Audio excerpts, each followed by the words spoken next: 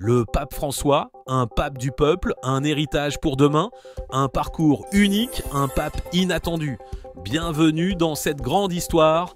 Aujourd'hui, nous allons découvrir la vie incroyable du pape François, un homme qui a changé l'Église catholique et touché le cœur du monde entier. Tu veux savoir comment un garçon de Buenos Aires est devenu le chef de plus d'1 milliard de catholiques ? Reste avec nous car tu vas apprendre des choses surprenantes et dans le prochain chapitre, tu découvriras son enfance pleine de défis et de rêves. N'oublie pas de cliquer sur j'aime, de t'abonner à la chaîne et de poser tes questions en commentaire. Quelle partie de sa vie te surprend le plus ? De Buenos Aires à Rome, les premiers pas de Jorge Mario Bergoglio. Avant de devenir le pape François, il s'appelait Jorge Mario Bergoglio. Il est né le 17 décembre 1936 à Buenos Aires, en Argentine. Il était l'aîné de 5 enfants dans une famille d'immigrants italiens. Son papa travaillait sur les chemins de fer et sa maman s'occupait de la maison et des enfants. Cette vie simple lui a appris à comprendre les difficultés des familles qui quittent leur pays pour chercher une vie meilleure. Dans sa jeunesse, Jorge a étudié pour devenir technicien chimiste. Il a travaillé dans une usine, a été agent d'entretien et même videur dans un club.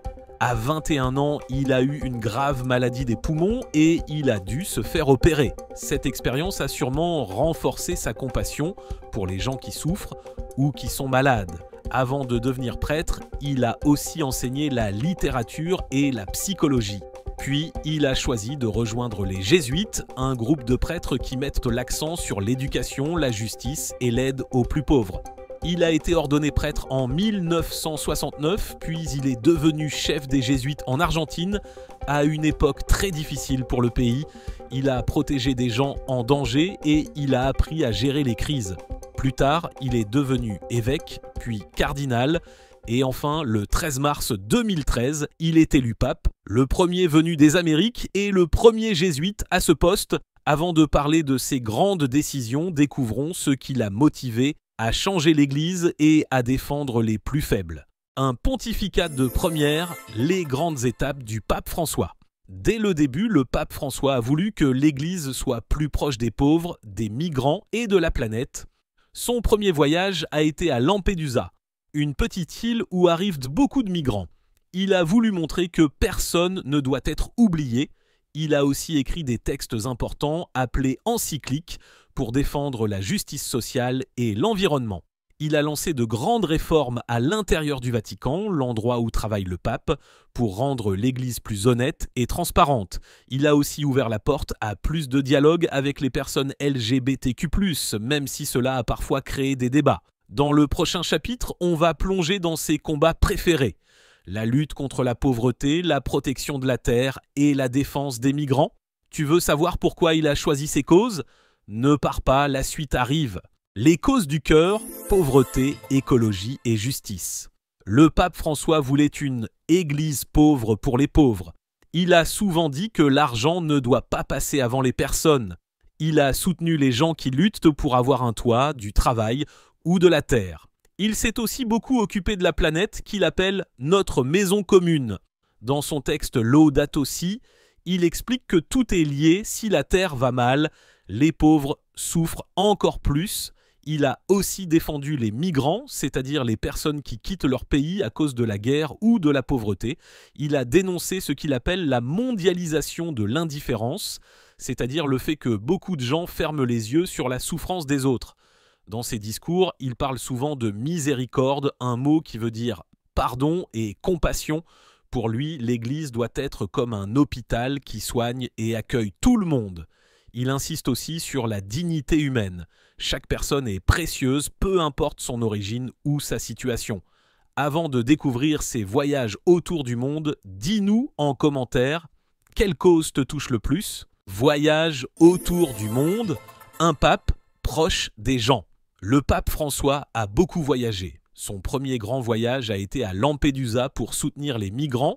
Il est allé en Terre Sainte pour parler de paix, aux Philippines pour réconforter les victimes d'un typhon, aux États-Unis pour discuter avec les familles et les dirigeants, en Irak pour encourager le dialogue entre religions, au Canada pour demander pardon aux peuples autochtones et en Asie du Sud-Est pour parler d'écologie et de fraternité. Chaque voyage avait un but, soutenir les plus faibles, encourager la paix ou défendre la planète. Par exemple, aux Philippines, il a donné de l'espoir aux gens touchés par une tempête très violente. Aux États-Unis, il a parlé devant le Congrès et l'ONU, demandant plus de justice pour les pauvres et les migrants. Ces voyages ont marqué les esprits et montré que le pape voulait être proche de tous, même des personnes vivant loin ou dans des situations difficiles. Dans le prochain chapitre, on va voir comment ces décisions ont changé le monde et l'Église. Tu veux savoir comment il a réagi face aux scandales ou aux critiques? Reste bien avec nous. Action et réaction, décisions importantes et débats. Le pape François a pris des décisions courageuses. Sur les personnes LGBTQ+, il a dit « Qui suis-je pour juger ?»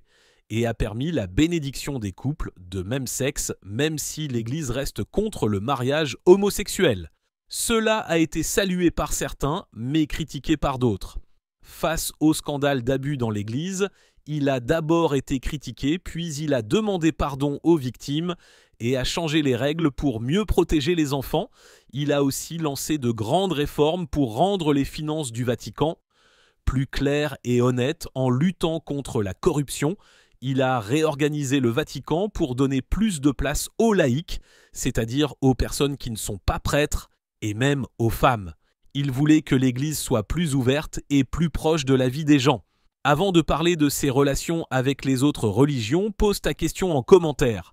Quelle réforme te semble la plus importante? Construire des ponts, dialogue avec les autres religions. Le pape François a beaucoup travaillé pour l'amitié entre les religions. Il a rencontré des chefs orthodoxes, des responsables musulmans et des rabbins juifs. Il a signé un texte sur la fraternité humaine avec un grand chef musulman pour montrer que la paix est possible entre tous. En Irak, il a rencontré un chef religieux très respecté pour encourager la paix dans un pays marqué par la guerre. Il a aussi insisté sur ce qui rassemble les religions, l'amour du prochain, la justice et la paix. Dans le prochain chapitre, tu verras comment le monde a vu le pape François et pourquoi il a été parfois adoré, parfois critiqué. Tu veux savoir ce que pensent les gens de lui dans différents pays? C'est juste après. Le regard du monde, comment le pape François est vu partout. La popularité du pape François dépend des pays. Aux États-Unis, il a été très aimé au début, mais certains catholiques conservateurs ont été déçus par ses idées jugées trop modernes. En Amérique latine, il a été vu comme un héros, surtout au début, mais sa popularité a baissé dans son pays, l'Argentine, à cause des divisions politiques. En Europe, il est souvent respecté, surtout pour ses efforts pour la paix et la justice. En Afrique, il est apprécié, mais certaines de ses décisions, comme la bénédiction des couples de même sexe, ont dérangé certains évêques. En Asie, il est très populaire aux Philippines et en Corée du Sud. Les familles royales l'ont rencontré avec respect et il a discuté avec de nombreux chefs d'État sur la paix et la justice. Avant de finir, on va voir comment il a transformé l'Église et ce qui pourrait changer après lui. Tu veux savoir qui pourrait être le prochain pape? Reste avec nous, c'est la dernière partie. Un héritage de réforme. L'Église et le Vatican changés. Le pape François a changé beaucoup de choses dans l'Église. Il a simplifié des règles compliquées comme l'annulation de mariage et il a interdit la peine de mort. Il a permis aux prêtres de pardonner plus facilement et il a ouvert la communion à plus de personnes. Il a aussi nommé des cardinaux venant de tous les continents, pas seulement d'Europe, Goata, et il a donné des responsabilités importantes à des femmes. Au Vatican, il a lutté contre la corruption, a rendu les finances plus transparentes et a réorganisé les services pour que l'Église soit plus proche des gens. Ces réformes vont sûrement influencer les futurs papes et l'avenir de l'Église. Mais qui sera le prochain à prendre sa place? C'est ce que nous allons découvrir tout de suite. Et après, qui pourra être le prochain pape? L'élection du prochain pape sera très importante. Les cardinaux, qui sont comme les grands électeurs de l'Église, choisiront peut-être un pape venant d'Afrique, d'Asie ou d'Amérique latine, car le pape François a nommé beaucoup de cardinaux de ces régions. Le prochain pape devra continuer à réformer l'Église, à lutter contre les injustices et à parler aux jeunes et aux personnes éloignées de la foi. Chaque pape apporte sa touche personnelle, mais l'héritage du pape François restera longtemps une église plus ouverte, plus simple et plus proche des pauvres et de la planète. Conclusion, un pape proche de tous, un message pour demain. Le pape François a marqué l'histoire par sa simplicité, son courage et son amour pour tous. Il a montré qu'on peut changer le monde même en partant de rien. Son message est clair, il faut aimer, pardonner et protéger notre planète. Alors, si tu as aimé cette histoire, n'oublie pas de mettre un j'aime, de t'abonner pour ne pas rater les prochains chapitres et de dire en commentaire quelle qualité du pape François voudrais-tu avoir dans ta vie. À très bientôt pour une nouvelle aventure.